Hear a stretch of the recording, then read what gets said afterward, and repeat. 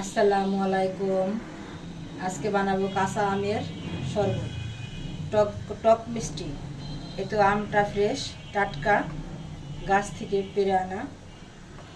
আমার লাগবে ধনিয়া পাতা, পুদিনা পাতা, গোলমরিচ, কালো গোলমরিচের গুঁড়া, বিট লবণ, লেবুর রস, আর দিব চিনি। চিনিটা আপনারা বুঝে দেবেন। এই তো চিনি। কিভাবে বানাবো পুরো ভিডিওটা দেখবেন। এই তো এখন শরবতটা বানানোর পালা। এই তো হয়ে গেল আমার কাঁচা আমের টক মিষ্টি শরবত, মজাদার। দেখুন কত সুন্দর হয়েছে।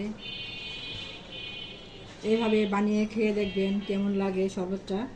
কাঁচা আমের শরবতটা খেতে অনেক ভালো লাগে। কলিজা ঠান্ডা করা একটা শরবত, ইফতারের টেবিলে রাখতে পারেন।